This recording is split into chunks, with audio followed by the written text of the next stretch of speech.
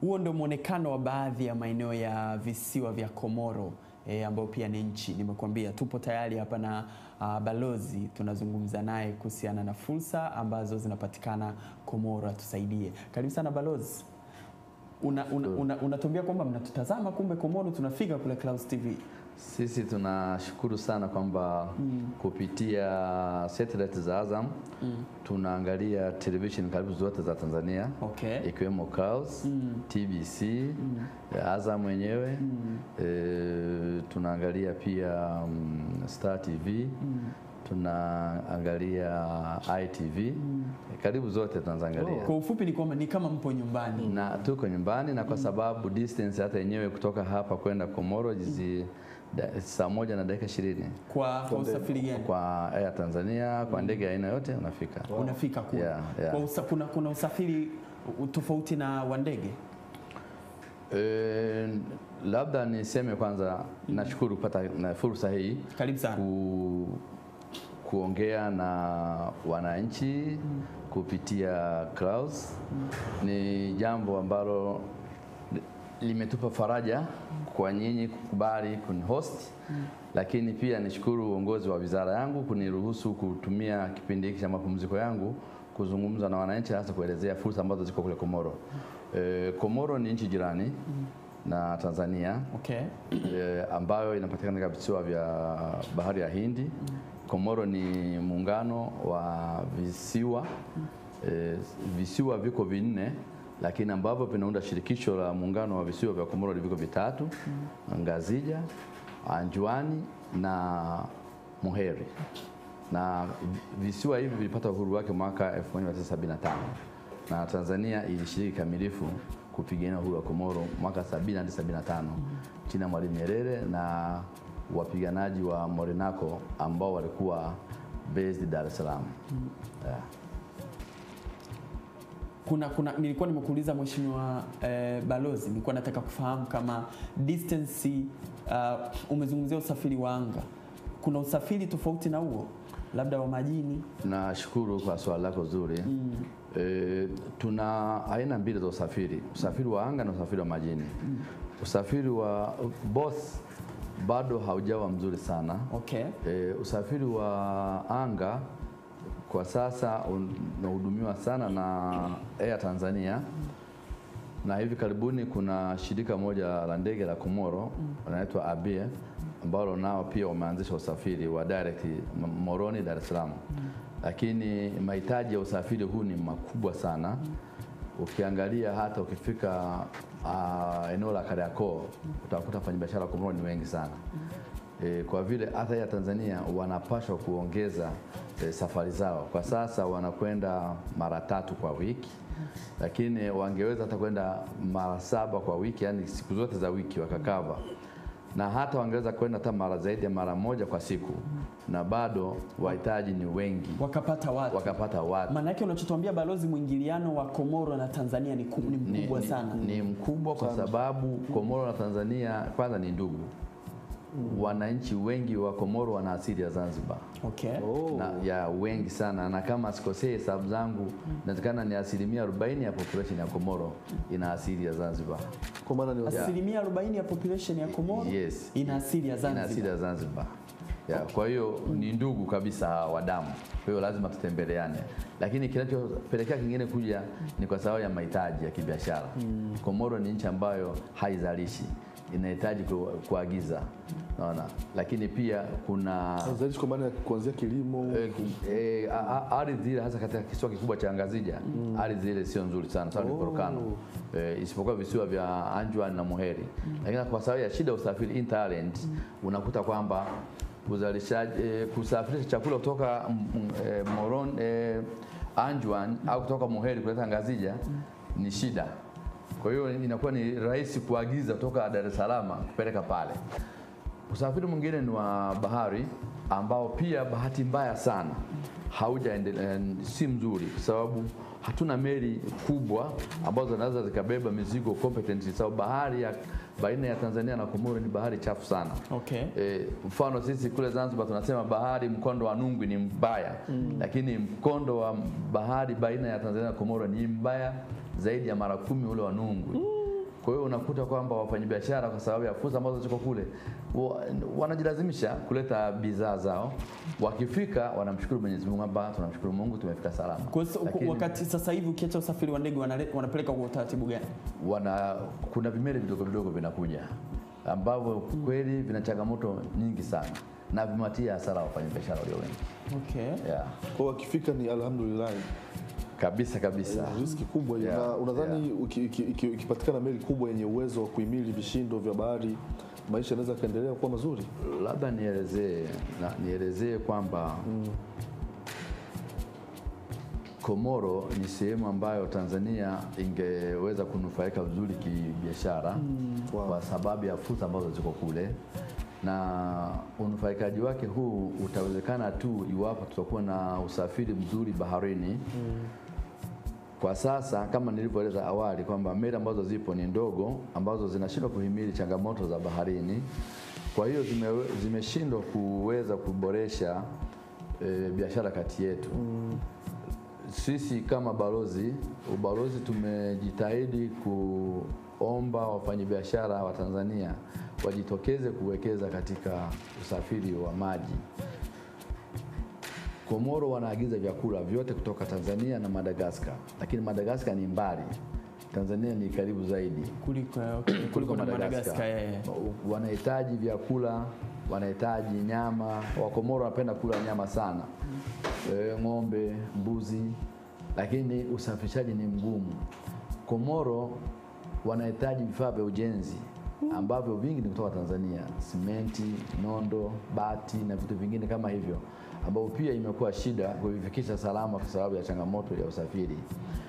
Kuna wafanya biashara ambao nawakumbuka wamepata fursa ya kupewa tenda kuleta vitu vya ujenzi kule Komoro.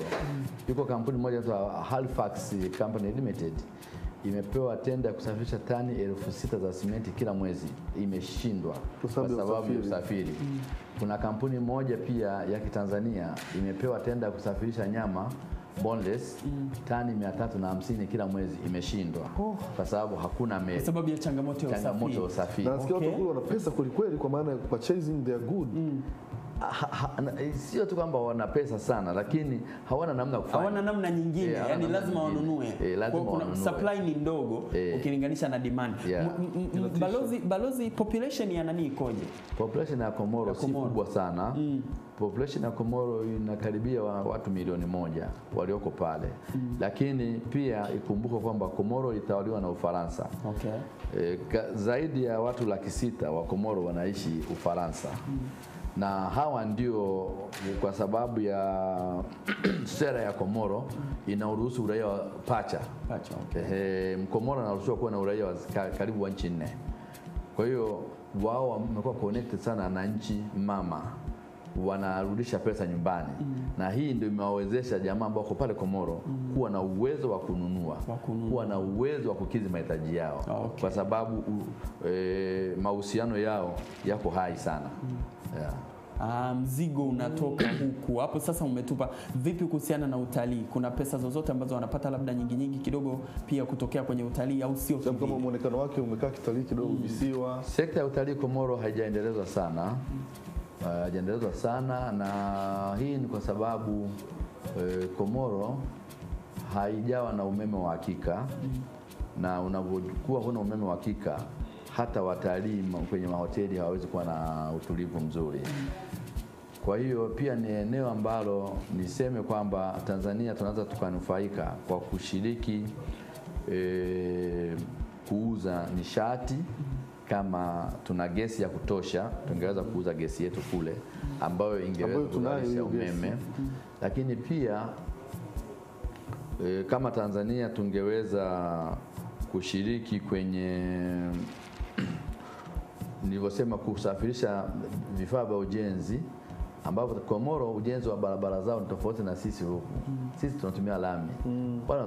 Wanajenga kama mfumo wa dati barabara zinajengwa kwa zege. Zege. Kwa sababu ya asili ya maji. Yes, ya maji yale. Kwa hiyo wanajenga kwa zege. Sasa ili waweze kujenga lazima wawe na simenti ya kutosha. Wawe na nondo za kutosha. Lakini pia kwa sababu population iko kule Ufaransa, wanajenga majumba ya kisasa. Lakini wanajengaje kama hakuna vifaa vya ujenzi? Kwa hiyo ni changamoto ambayo sisi tungeweza kusaidia. Jingine ambalo sisi tungeweza kunufaika na Komoro ni kwamba wa Komoro wanakuja Dar es Salaam kuchukua furniture ya Tanzania ambayo inatengenezwa na majeshi yetu haya JKT na magereza na wananchi wa kawaida. Pale Komoro inauzwa kwa seti shilingi milioni 3 ya Kitanzania. Ya Kitanzania, equivalent ya Kitanzania. Sasa kumbe sisi kama tungeweza kuwa na usafiri wa hakika, wa Komoro wanakuja kununua, wangechukua vitu vingi ambavyo vingeweza kusaidia kunyanyua uchumi wetu. Lakini pia Mheshimiwa, kabla hujaenda mbali, kwa sababu ya connection hii ya usafiri, vipi mimi hapa kama mwekezaji au mtu mfanya biashara tu nikaamua sasa, kwa sababu ninapata changamoto ya kusafirisha simenti yangu au furniture zangu, nikaamua kuwekeza kujenga pale pale kiwanda kidogo cha simenti ama furniture, sera zikoje? Kuna link ipi ya kuruhusiwa kufanya hivyo? Sera ya uwekezaji ya Komoro ni nzuri sana. Inaruhusu makampuni ya nje, watu binafsi kuwekeza Komoro. Na process ya uwekezaji Komoro hadi siku moja. Siku moja is one stop center. Mamlaka ya uwekezaji ya Komoro kwenye ibara ya 4, 5, 6 na 7 zinaruhusu uwekezaji na zinaruhusu mwekezaji kuchukua faida anazozipata kusafirisha kule alikotoka. Provide kwamba atakuwa uwekezaji ule unalenga kuboresha huduma za kijamii, kujenga ajira, kuimarisha afya, kuimarisha miundombinu ya uchumi. Serikali ya Komoro inakaribisha. Kuna Watanzania ambao wameshachangamkia hiyo fursa labda kujenga viwanda huko. Kwa sababu ya changamoto ya umeme, mpaka sasa hivi hakuna Watanzania ambao wamewekeza zaidi ya hao ambao wanaleta bidhaa na kuuza na kutoka. Kwa sababu kuna uwezekano hata kama utasema unajenga kiwanda kwa sababu ya changamoto ya usafiri, bado utahitaji malighafi, sio? Kwa hiyo Mheshimiwa Balozi, tunafanya nini? Tunafanyaje? Hilo ni soko ambalo liko wazi. Tanzania kuna wafanyabiashara, kuna watu wengi sana wanafanya vitu, hawana pa kuvipeleka, hawana pa kuviuza. Hilo ni soko ambalo liko wazi. Na tunaamini nyie kuwepo huko kama balozi mnazitazama hizi fursa na kuona zinafungukaje. Mipango ya serikali ikoje? Mipango ya serikali yetu, balozi zetu zote duniani zina kazi mbili kubwa. Kazi ya kwanza, kuimarisha mahusiano baina ya nchi hizi mbili, kazi ambayo tunaifanya kwa uzuri zaidi. Lakini siku za karibuni tumesema tuende mbele sasa, badala tu ya kuimarisha urafiki baina yetu, tuende sasa kuimarisha huduma za kibiashara na kiuchumi. Balozi zina kazi ya kuhakikisha kwamba bidhaa za nchi zao zinapenya katika masoko kule ambako tunawakilisha nchi zetu hizi. Ndio kitu ambacho sisi tunatetea wafanyabiashara wetu waje wafanye biashara kule. Lakini pia tunajitahidi kujenga mahusiano ambayo sera zetu za kiuchumi ziweze kukubalika kule ambako tunawakilisha nchi yetu. Na eneo jingine ambalo tunajitahidi ni kuambia Watanzania kwamba kuna fursa hizi, na ili kunufaika kuna taratibu za kufuata. Haya yote yanakwenda kuitekeleza ile sera inaitwa economic diplomacy. Sera ambayo sasa inachangia ukuaji wa uchumi wa nchi yetu. Mfano mzuri, sisi katika ubalozi wa Tanzania Komoro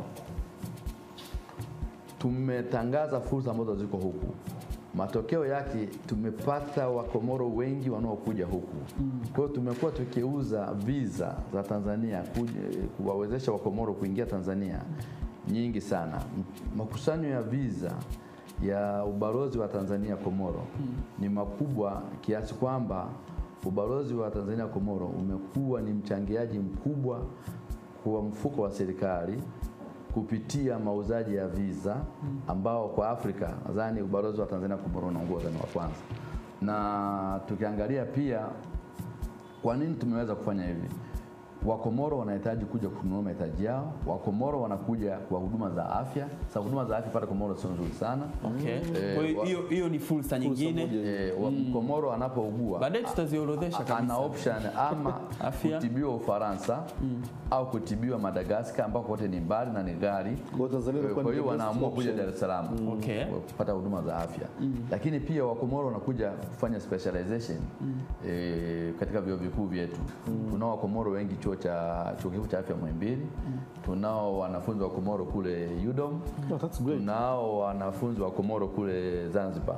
Vipi wao mahitaji ya lugha ya Kiswahili? Sisi wa Tanzania kwenda ndio naelekea sasa. Naelekea huko kwamba sisi tumeshawishi Komoro kujiunga katika jumuiya ya uchumi wa nchi za kusini na kati, yani SADC. Jumuiya ya kiuchumi ya SADC, na tayari shapata status ya observers. Lakini pia tunaendelea kushawishi kwa serikali ya Komoro ijiunge kwenye jumuiya ya Afrika Mashariki.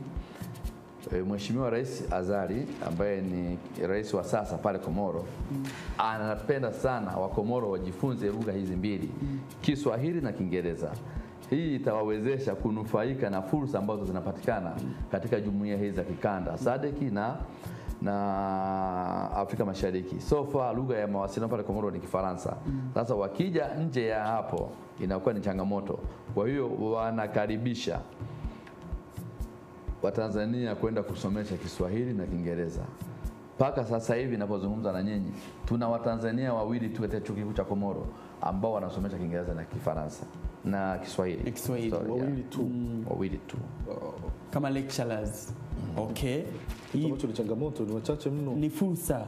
Yani hiyo wacha ibaki hivyo. Tunakusanya maduhuru kwa wao kupata visa za kutosha kuja huku kufanya kazi na kufundisha, na mheshimiwa amezungumza namna gani ambavyo wametamalaki kwenye vyuo mbalimbali. Lugha adhimu ya Kiswahili ambayo lugha dunia inaipambania. Sidhani kama tumepigania. Kwa Mheshimiwa Balozi, umetutajia afya, umetutajia Kiswahili kama huduma, biashara huduma ambazo mtu anaweza akazitoa kule. Biashara gani huduma nyingine ambazo zilizopo? Nazipenda hizi, unajua kwa sababu gani Balozi? Kwa sababu hizi fursa hizi ni fursa ambazo kikwazo cha nani sio sana, kikwazo cha usafirishaji sio sana. Hizi fursa za kihuduma. Nimeelewa uchambuzi wako sasa. Fursa nyingine ya kihuduma iliyopo kule ni ipi? Fursa nyingine ni kuwekeza katika utalii, kwenye mahoteli. Utalii. Mpaka sasa hivi kuna kampuni moja kubwa ya Tanzania imewekeza, ina hoteli yenye hadhi ya nyota 5. Inaitwa Grand Komoro Golden Tulip Isandra Hotel, ambayo kampuni ya Vigo imewekeza pale. Ndio ambayo imepata kibali cha kuoperate hoteli hiyo kubwa. Imefanyia ukarabati kubwa. Hoteli sasa ni hoteli nzuri kuliko zote pale Komoro. Lakini pia wanapambanaje na changamoto ya umeme? Komoro kama Komoro tunatumia majenereta. Hata umeme wote wa taifa unatoka unazalishwa kwenye grid kutumia generators. Unapokuwa umekatika unakuwa na standby generator. Sisi kama ubalozi, kwenye ofisi ya balozi, makazi ya balozi, makazi ya maafisa wa balozi, kote kuna generator. Ambayo pia imekuwa ni changamoto kubwa. Generator ni option B. Lakini kwa sababu ya uwepo wa gesi ya kutosha Tanzania, nadhani ni wakati mwafaka kwamba tungeweza kuingia katika makubaliano na serikali ya Komoro tukawauzia gesi. Asante sana Mheshimiwa Balozi. Tunakwenda vizuri. Mimi taratibu sina haraka. Fursa ya afya. Najua kuna ndugu zangu wengi sana wamemaliza vyuo, wanatafuta sehemu afya hiyo hapo. Kiswahili, walimu wenzangu, ndugu zake MC Pilipili wapo wengi sana ambao wanaweza wakafanya hiyo fursa. Kuna sekta ya utalii umetuambia Mheshimiwa Balozi. Kuna eneo jingine la kihuduma ambalo unaona inaweza ikawa fursa kule, kuna changamoto Komoro? Eneo jingine ni usafirishaji ndani ya visiwa. Ndani ya visiwa. Visiwa vinahitaji huduma ya usafiri, talent, ambayo kama wangetogezea Tanzania kuwekeza meli zinazo kasi, boti zinazo kasi kama ambazo zinahudumia baina ya Dar es Salaam na Zanzibar, basi ule uwekezaji Komoro unakaribishwa sana. Kwa maana sasa boti zinatoka Tanzania au within Komoro? Within Komoro. Yaani mtu atoke na boti zake awekeze pale. Zitaweza kuhudumia na itaimarisha itaimarisha mawasiliano baina ya visiwa. Lakini pia huduma nyingine ambayo inatakiwa pale ni usafiri wa anga ndani ya visiwa. Pia ni changamoto. Kuna kipindi nilipokea waheshimiwa mawaziri kutoka Zanzibar walishindwa kutembelea visiwa vingine, wakaishia Ngazija kwa sababu ya changamoto ya usafiri. Yes. Yeah. Kwa hiyo ni eneo jingine, sababu Tanzania naona kuna watu wana hivi vichata hivi vingi.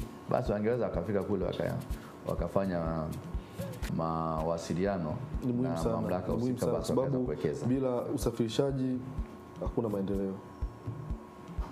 Naam. Tumepata mambo, explore to the maximum, tunaweza kusema hizi ni huduma za, hizi ni fursa za kihuduma Mheshimiwa Balozi, azichangamani kabisa na changamoto ya usafirishaji kwenda Komoro. Turudi kwenye fursa za hivi vitu, mahitaji ya vitu gani vingine ambavyo bado ni adimu sana kwenye Komoro? Ni vyakula vya aina yote. Vyakula hivi ni vyote vinaagizwa. Mfano Komoro wanaagiza vitunguu, wanaagiza viazi mviringo ambavyo batata au jina lingine viazi Ulaya, chips mayai wanaagiza Tanzania. Lakini pia wanaagiza matunda ya aina zote kutoka Tanzania, na wanaagiza mboga kutoka Tanzania. Lakini sasa ili zifike fresh ndio changamoto, na kwa kweli zina bei nzuri tu. Bei yake ni nzuri sana, na hata nikikwambieni wanauza kiasi gani wala huwezi kuamini. Hebu tuambie. Kuna wakati tuliambiwa Balozi hapa fungu la nyanya 5,000 ya Kitanzania kuamini kule papai linaweza ukilipata kwa bei ya chini sana ni shilingi 7,000. Unapata kwa bei ya chini. Papai moja au debe. Papai moja equivalent shilingi 7,000 equivalent ya Tanzania. Lakini unafikishaje kule? Hiyo ndo baraka. Ndio changamoto sana. Papai ukiyapakia kwenye, kwa hiyo wanahitaji fruits, vyakula vifike fresh. Wanahitaji maji ya kunywa ya bottled ya chupa yanatoka Tanzania. Juice zinatoka Tanzania. Sasa kwa sababu ya shida ya usafiri wa baharini, kuna wakati wanapata changamoto sana upepo unapokuwa mbaya baharini. Kumbukeni Komoro iko katika ukanda ule wa vimbunga Komoro, Madagascar yote viko katika ukanda wa vimbunga. Ndio maana bahari inakuwa ni mbaya sana. Wanahitaji nyama. Nakumbuka kipindi fulani hivi kama balozi na maafisa wangu tulikwenda kuwafariji wafanyabiashara wetu, waleta mbuzi 600 walikufa baharini, ng'ombe 150 walikufa baharini. Lakini bei ya ng'ombe pale Komoro ni kati ya euro 700 mpaka 1,200. Bei ya ng'ombe pale Komoro. Unazungumzia milioni 2.5 kwenda juu mpaka milioni 3. Yes. Bei ya mbuzi mzuri kabisa pale Komoro ni kati ya euro 200 mpaka euro 400. Mbuzi mmoja mzuri. Lakini sasa nimejaribu kuzunguka sasa nyumbani, nimeangalia ufugaji wa nyumbani. Bahati mbaya nimegundua kwamba bado tunafuga kienyeji sana. Ng'ombe huyu ambaye ananunuliwa baina ya euro 700 mpaka 1,200 anaanzia uzito wa kilo 250 kwenda mbele. Sasa ng'ombe hawa wachache Tanzania hatufugi kisasa. Kwa hiyo tunatakiwa tuangalie mifumo yetu ya ufugaji. Tutoke kule kwa zamani. Na hata mbuzi hao ambao nawaelezea si mbuzi ambao tunawakuta vingunguti pale wamekondeana. Ni mbuzi maalum ambao wamenenepeshwa vizuri, ndio ambao wanapata kukidhi viwango hivyo. Kwa hiyo kwanza sisi wenyewe pia tuangalie ufugaji wetu ili tu improve, tuweze kunufaika na fursa ambazo zipo. Lakini bado naona option sasa ya kumsafirisha, kwa sababu nikimwazia mbuzi, ng'ombe zaidi ya bahari simuoni ukisafirisha kwa njia ya ndege. Ninaamini wafanyabiashara wa Tanzania wananiangalia na wanasikiliza kipindi hichi, ni kwamba niwatie moyo na kuwaomba wawekeze katika usafiri. Na waomba wazawa wa Tanzania wawekeze. Makampuni nje yanaweza yakaja, lakini tutapata faida kidogo. Lakini wazawa wakiwekeza, wazawa hawa nadhani serikali yetu, rais wetu anapigania sana wananchi wa Tanzania wanufaike kiuchumi sasa, kwa sababu fursa zipo na kwa sababu tumekuwa na mahusiano mazuri na nchi nyingi duniani toka awamu ya kwanza mpaka awamu hii ya 5. Ni wakati mwafaka sasa wa Tanzania tuache kuogopa kushiriki katika biashara za kimataifa. Kumbukeni, Tanzania ilichangia sana kupigania uhuru wa nchi nyingi ikiwemo Komoro. Sasa itakuwa ni jambo baya iwapo sisi ambao tulitoka jasho, tena jasho la damu, kupigania uhuru wa nchi hizi tukawa wasindikizaji katika fursa za kiuchumi kabisa. Tunapaswa kuchangamkia. Urafiki tushaujenga tayari, upo, hauna mashaka. Tutumie sasa kwenye hatua ya pili ya kujinufaisha kiuchumi kabisa. Balozi, nyie sasa kama balozi, of course, kama serikali mnafanyaje? Mmeshafanya juhudi zozote za kuzungumza na baadhi ya watu ambao, maana unapozungumzia swala la kuweka miundombinu kama hiyo, kununua meli na nini, hauzungumzi na ndugu yangu Juma Mchopanga wa pale Keko Machungu, unazungumza na watu ambao wana muscles, wanaweza kufanya hivyo. Tunaona kwa mfano hapo Zanzibar, mzee Bahalesa amefanya kazi kubwa sana ya kurahisisha zoezi la usafiri kwa uwekezaji wake. Mmeshafanya juhudi zozote za kutafuta watu ambao mnajua wana muscles wa Tanzania ya kufanya hiyo kama fursa pia kwao, mkajaribu kufanya nao mazungumzo? Nashukuru kwa swali lako mtangazaji. Kwanza tumepata mawasiliano makubwa na serikali ya Mapinduzi Zanzibar, ambayo nilipoanza kuwa balozi kule ilikuta meli ya Mapinduzi tu ilikuwa ikitoa huduma. Kwa bahati mbaya bandari ya Moroni haikuweza kuhimili kuchukua meli kubwa kama ile kule Komoro. Kule Komoro. Kwa hiyo meli ilisitisha kutoa huduma zake. Tunahitaji meli zenye uwezo wa kubeba tani 2000, isizidi hapo. Lakini bandari ya Msamudu kule Anjwani ina uwezo kuruhusu meli yote kutia nanga. Sasa ni international port. Okay. Lakini sasa ukitia nanga kule Msamudu ni mbali, soko liko huku Moroni ambao ina population kubwa. Ndio kuna population kubwa. Kwa hiyo lazima tuwe na meli ambazo zisizidi tani 2000. Zisizidi tani 2000 inaweza kutia nanga kwenye bandari ya Moroni na kuweza ku-offroad mizigo yote. Na kwa sababu ya mahitaji ni jambo la mara moja kuweza ku-offroad mizigo yote pale. Na hiyo tumezungumza na serikali ya Zanzibar na imeahidi italeta meli yake ya MV Maendeleo kwa sasa, ambayo inaweza kuingia pale bila wasiwasi. Ila kwa sasa meli ile inafanya matengenezo. Na pia tumeomba mamlaka ya bandari Tanzania, tumeandikia rasmi kama ubalozi na wizara yetu tukaipata taarifa hiyo kwamba TPA, sababu wanazo meli. Ndio nilichotaka kuuliza kwamba hivi serikali yetu sasa TPA wanazo meli. Kwa hiyo tumewaomba TPA waweze kunani. Nadhani bado wanafanyia kazi maombi yetu ya tunasubiri tujue ni kitu gani. Lakini pia tumeenda kwenye kampuni kubwa ya Azam kuomba. Okay. Nimekutana na mkurugenzi wa operations wa Azam kwamba pale ukifika bandari ya Dar es Salaam kuna meli moja kubwa jipya limeandikwa Azam Komoro, lakini meli haijawahi kufika Komoro. Sasa tumewaomba kwamba ni wakati mwafaka sasa pia wangeweza kusaidia wafanyabiashara wetu.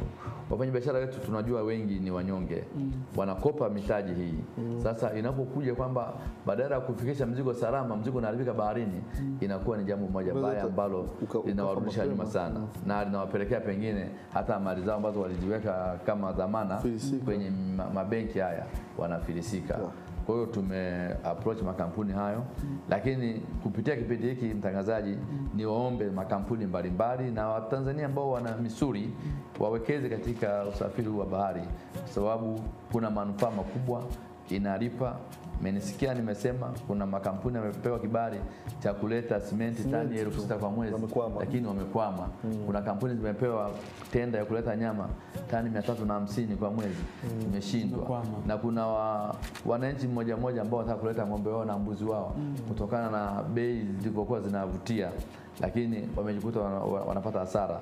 Na tulifanya mazungumzo pia na makampuni ya bima kwamba yawekeze, kwa sababu kama wanyama hawa au mizigo hii inaposafiri kwenda Komoro ikiwa insured, ikitokezea lolote mzigo wako unakuwa uko safe. Yes. Lakini unaposafirisha vitu bila kuwa na bima inakuwa ni shida. Kwa hiyo pia nitumie platform hii ya kipindi chako mtangazaji kuomba makampuni ya bima kwamba kuna fursa wanaweza kufungua huduma za kibima kule, alafu watu wakaishua mizigo yao. Asante balozi. Naomba nikusomee balozi, nilikuwa naainisha hapa fursa wakati unasitaja kwenye mazungumzo. Sitaki tuache fursa. Na of course pamoja na changamoto ya usafirishaji, lakini lazima ni nzuri sana. Tunatamani wananchi wetu pia wadau wanaotufuatilia waweze kujua ni fursa gani zinapatikana kule. Labda mtu anaweza akajiongeza labda na usafiri wake wa asili akaleta mzigo pale Komoro. Hatuwezi kujua. Ila fursa kwanza tuhakikishe anazijua. Ndio kitu cha kwanza. Kuna issue ya afya umeizungumza hapa. Balozi, umezungumzia swala la Kiswahili, vifaa vya ujenzi, umezungumzia utalii, umezungumzia fursa of course ya usafirishaji yenyewe kama changamoto na yenyewe pia ni fursa. Kuna usafiri wa anga ndani ya visiwa, umezungumzia vyakula vya aina zote, umezungumzia maji. Usafiri wa anga ndani anga na boti pia. Anga na boti ndio hiyo usafirishaji wa majini tulishazungumza. Kuna maji pamoja na juisi umezungumza balozi. Kuna fursa nyingine ambazo tumezisahau. Tunamaliza mwisho hapo. Fursa ya bima. Komoro pia kwa sababu Komoro iko ndani ya bahari. Sekta ya uvuvi haijaendelezwa sana kule. Hakuna wananchi wa Komoro ambao wana zana za kisasa kwa ajili ya uvuvi. Lakini potential ya samaki ipo. Samaki ni wengi sana. Lakini pia sasa hivi kuna study inafanywa na shirika moja la uvuvi Tanzania chini ya udhamini wa Benki ya Dunia kuangalia wingi wa pweza kwenye bahari za Komoro kwa kiasi gani. Kumbe uvuvi kwenye eneo la kuvua pweza na kuleta Tanzania mfano wafanye biashara wangeweza kunufaika sana. Sababu kwenye mahoteli yetu huku naamini samaki pweza wana high demand kwenye vijana wanapenda sana sasa kwenye mahoteli yetu. Kwa hiyo kumbe sekta ya uvuvi kama watu watawekeza ni sehemu moja muhimu sana. Sehemu nyingine ambayo ni fursa, wananchi wa Komoro wanapenda maziwa. Lakini hakuna ng'ombe. Na wakati huku tuna ng'ombe mengi na maziwa tunao mengi. Pia ingekuwa ni fursa moja nzuri sana. Sababu wanahitaji maziwa, lakini maziwa hakuna. Lakini pia Komoro kunahitajika mayai ya kuku. So far wiko mtu mmoja tu anazalisha anafuga kuku wake wa mayai, lakini hatoshelezi. Hatoshelezi. Na mayai mtu anaweza kufuga huko. Alikuwa anahitaji karibu tray za mayai karibu 100,000 ambayo ana deficit. So far watu wanahangaika na bei ya mayai ni nzuri tu, nadhani tray moja mimi moyo unanienda mbio sasa. Equivalent na shilingi 15,000. Tray moja ni equivalent na shilingi 15,000 ya Tanzania. Okay. Imekaa vizuri. Kwa uvuvi, maziwa, mayai ya kuku. Jingine balozi? Na sehemu nyingine ni kwamba kwa wale ambao wanafuga wafugaji wadogo wako Komoro hawana vyakula vya wanyama. Ama wana import kutoka Mauritius au Tanzania. Kwa hiyo kama itatokezea watu wakapeleka vyakula hivi na madawa ya hawa wanyama, ni sehemu moja muhimu sana. Fursa nyingine, ukifika Komoro utakuwa shocked kuona gari ziko nyingi abandoned. Ziko nyingi, gari nyingi sana zimeachwa tu. Lakini gari hizi ni nzima. Ila zina hitilafu ndogo sana. Hitilafu ni ndogo sana. Sasa Komoro hakuna garage, competent garage. Magereji haya. Magereji ya magari haya hakuna. Kwa mechanics wako huko wanajazana, lakini tunaumbwe pale.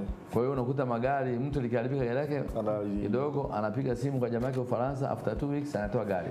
Kwa magari yako mengi tu yametapakaa. Ambayo inatakiwa tu mfanyabiashara wa Dar es Salaam angeweza kaenda pale akachukua scrapers. Pia ni fursa. Of course. Lakini ukifungua vyuo vya ufundi hivi, mechanics, pia driving school, madereva wa Komoro wengi hawajasomea dereva. Driving school ni fursa nyingine ya kusomesha watu wakawa madereva wazuri, wakafuata sheria za usalama barabarani na nini. Ama kuwa dereva kabisa. Shida. Kwa hiyo ni fursa ambazo zipo kule. Naona Siza karatasi yake imejaa. Nimegeuza upande wa pili sasa, nipo namba 16. Hatari kabisa, imekaa vizuri. Balozi, sio kama utazikumbuka zote hizo fursa. Mimi nazikumbuka sana. Kuna nyingine ambazo bado hatujazigusa. Kwa sababu labda niangalie hapa, nilikuwa sio mbaya. Nimeandaa kidogo. Kwa nimeandaa kidogo hapa. Nadhani kuna masuala ya mbao. Komoro hawana misitu yao, hawakati, kwa hiyo wanahitaji mbao kutoka nje.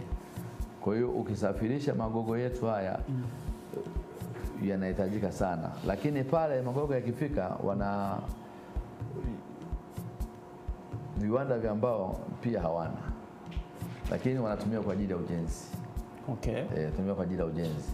Kwa hiyo kama tunaweza kusafirisha magogo yetu kwenda Komoro, una bei nzuri sana. So far wanaangalia kuchukua kutoka Madagascar. Madagascar, kumbukeni, ni mbali kuliko Komoro kuja Dar es Salaam na Tanzania.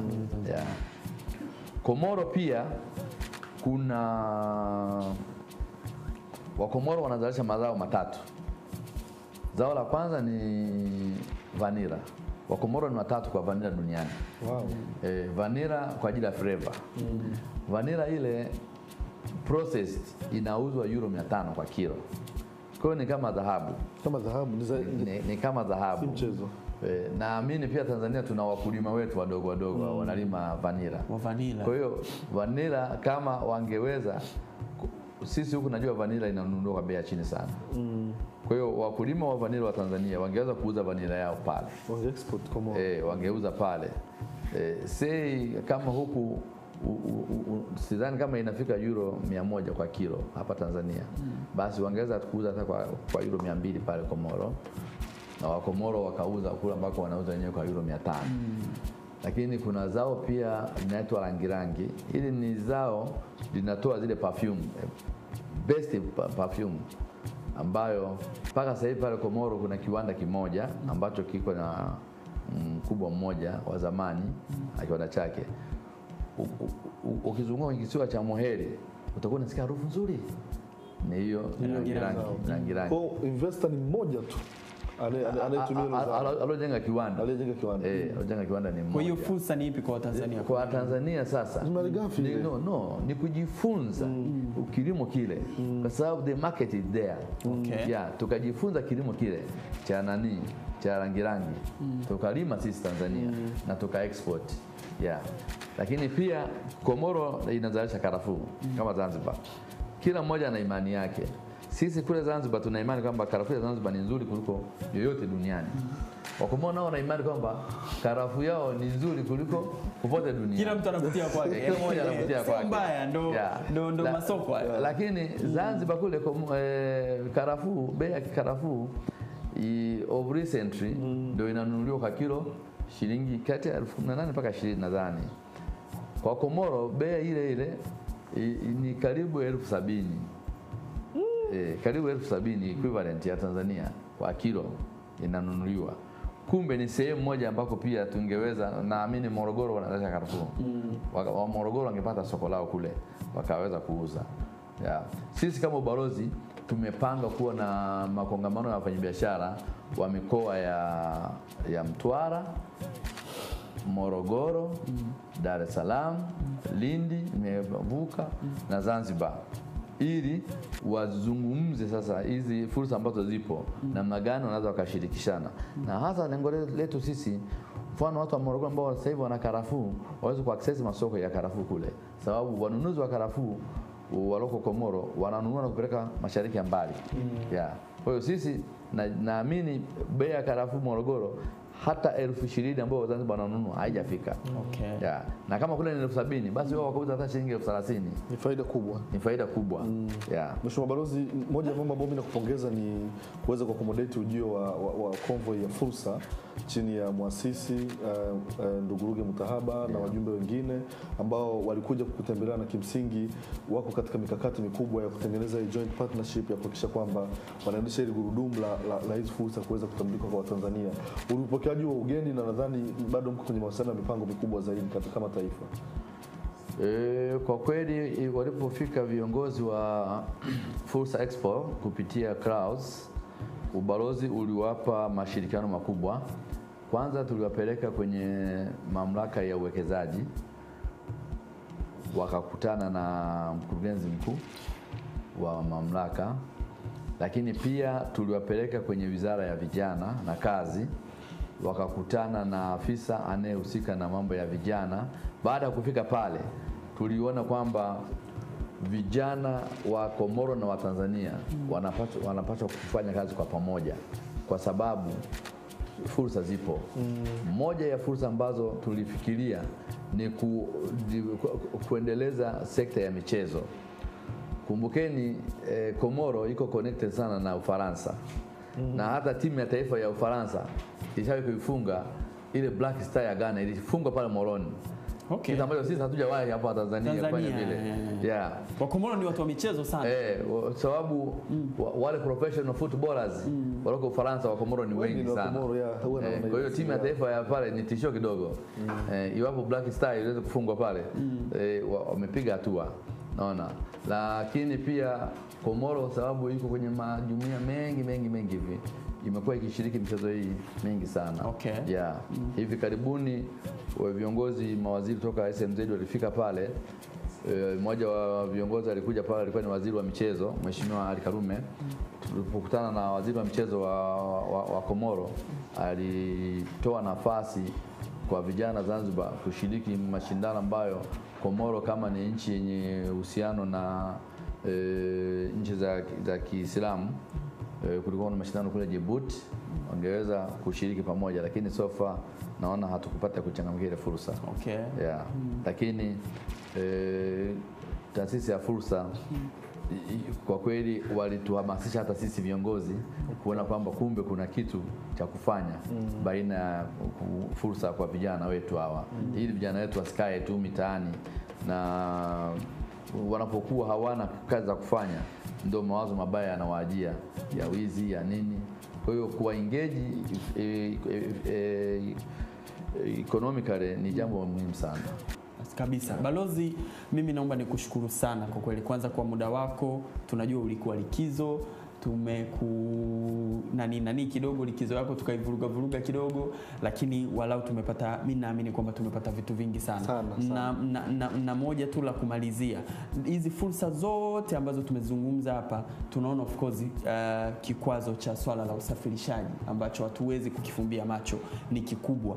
Na tunaona namna ambavyo population inaizungumza zaidi ya 1 milioni ya watu wanaoishi Komoro. Tunaweza sisi tukaichukua kwa kuuza vitu vyetu kule, na wajasiriamali ni wengi. Mimi na uhakika kwamba baada ya kipindi hapo kutakuwa na maswali mengi, simu zitakuwa ni nyingi, simu zimeshaanza kuingia huko na message. Ni platform moja ambayo unaweza ukaitumia kirahisi kuliko watu wengi watakuwa wanauliza.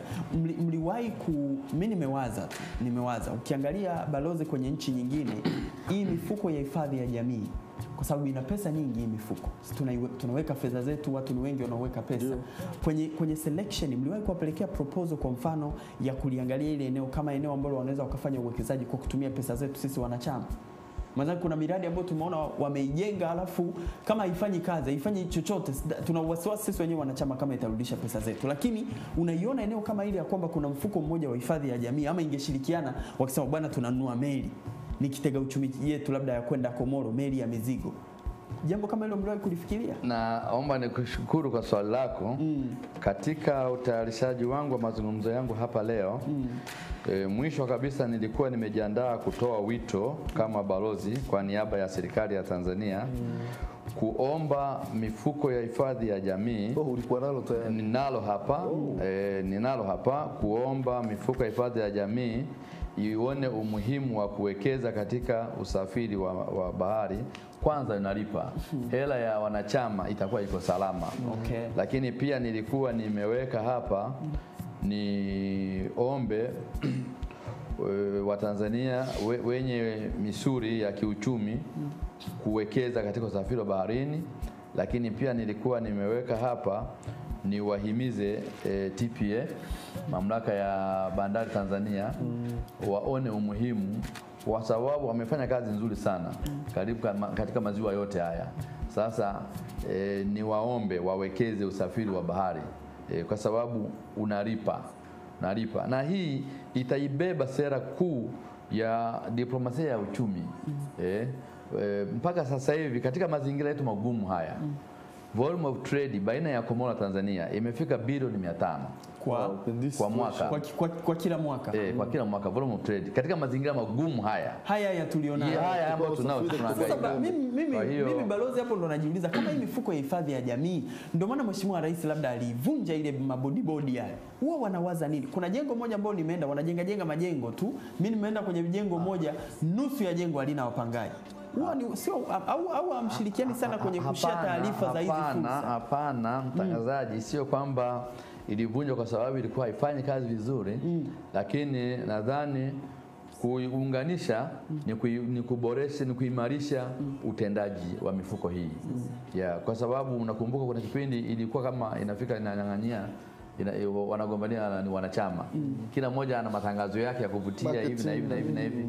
Sasa Mheshimiwa Rais alichokifanya, in fact ameweza kuiwezesha sasa hii mifuko hii ifanye kazi kwa ufanisi zaidi. Kwa sababu tunapokuwa na mfuko mmoja mkubwa, bila shaka misuli yake itakuwa ni mikubwa. Na hata wito ambao sasa tunautoa hapa, naamini bodi zinanisikia kwamba kuna fursa hiyo ya kuweza kuwekeza. Hapa tumekuwa tukimwita mara nyingi mkurugenzi anapatwa na dharura, lakini atakapopata nafasi ili jambo sisi pia tutaliwasilisha kwa namna ya pekee sana. Mtawashukuruni sana. Tunakushukuru sana balozi. Asante sana kwa kukubali wito wetu kuja kwenye kipindi. Ndiyo. Na tunaahidi kwamba na sisi tutakuja kutembea huko Komoro tujione sisi wenyewe. Tutakuja na sehemu ya majibu. Tutakwenda TPA, tutakwenda kwa wadau, tutakuja na baadhi ya dondoo. Tukija kule tutakuwa tuna mjadala mpya ambao na sisi pia tumefanya initiative zetu na tunajua tutakuwa tunapiga hatua fulani. Asante. Labda kwa kumalizia basi niwaombe tu kwa ruhusa yenu kwamba ni washukuru nyinyi kwa kunipa platform hii. Asante. Nimeweza, kwa sababu mara nyingi tulikuwa tukitumia barua ya mtu mmoja mmoja anatuomba kujua kuna fursa zipi. Naamini kipindi hiki kimekava nchi nzima, na kesho kutwa Jumatatu nitakuwa na kipindi kama hichi TBC ambapo pia ya emphasize ambayo nimezungumza leo. So ni mara kwanza kukaa kwenye chombo kama hiki toka nimekuwa balozi. Nitoe shukrani zangu nyingi kwa Mheshimiwa Rais kuniamini nimwakilishe kule Komoro, na nimhakikishie na Watanzania wote nimhakikishie kwamba tuna mahusiano ya nchi kwa nchi tumeshaimarisha sana. Mahusiano yetu ni mazuri na hayo hayana mashaka, lakini sasa nguvu zetu tumeelekeza kwenye kuimarisha hii sekta ya diplomasia ya uchumi. Sisi tuko katika pahala pazuri sana. Komoro haiwezi kwenda pasipo kuagiza vitu. Tanzania lazima tujitahidi kutumia fursa hii. Mpaka sasa hivi katika nchi za Afrika Mashariki ubalozi ni wa Tanzania peke yake. Majirani zetu hawajafungua balozi zao. Hiyo tutumie uwepo wetu kule kunufaika kiuchumi.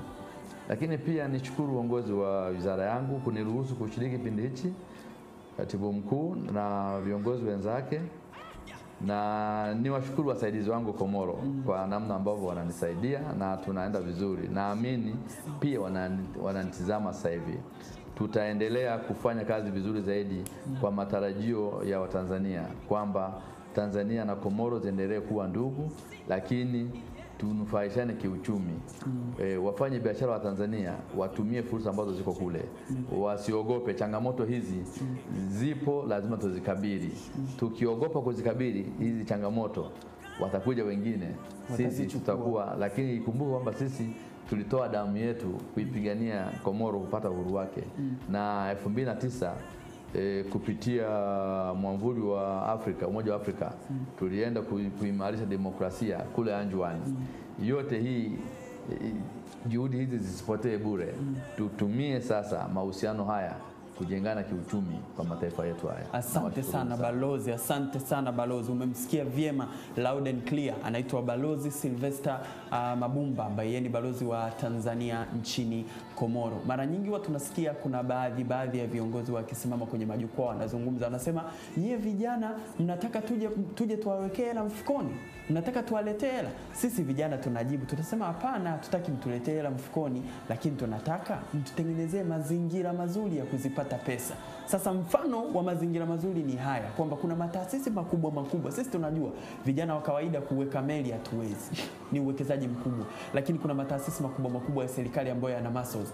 Wekezeni, weka kwenye hilo eneo, hakikisheni sisi vijana tunaweza kutoka upande huu hapa tukapeleka bidhaa za kule. Tumetajiwa hapa fursa, nimeziandika zipo 20. Naomba nizisome haraka. Fursa ya kwanza tumeiona ni fursa ya utoaji wa huduma ya afya, ufundishaji wa lugha ya Kiswahili, vifaa vya ujenzi vinahitajika sana Komoro, eneo la utalii tunaambiwa kule bado ni bikira, usafirishaji ndio huo, usafiri wa anga ndani ya visiwa, vyakula vya aina zote, maji na juisi, bima, uvuvi, maziwa, mayai ya kuku, vyakula vya wanyama, garage zinahitajika kule pamoja na mafundi na vyuo vya ufundi, kuna driving school zinahitajika tumeambiwa hapa, mbao zinahitajika kwa kiwango kikubwa, zao la vanilla, kuna zao tumeambiwa linaitwa mrangirangi linahitajika sana kule Komoro pia, kuna fursa ya karafuu kuuza kwa bei kubwa na fursa kwenye sekta ya michezo. Naamini ni sehemu chache tu ya fursa hizi ambazo ametutajia balozi, lakini bado tunaomba kama 360, kama kuna decision maker yoyote ambaye anatutazama, analitaasisi lake, analiongoza, anaamini naweza ikawekeza kwenye usafirishaji, kwako iwe ni fursa, na sisi kwetu fursa hizi ambazo ametutajia balozi zizidi kufunguka, basi tutashukuru sana. Good morning Tanzania, bado tupo hapa Clouds 360. Tunamshukuru tena kwa mara nyingine Balozi Sylvester Mabumba kwa kukubali kujumuika na sisi asubuhi ya leo.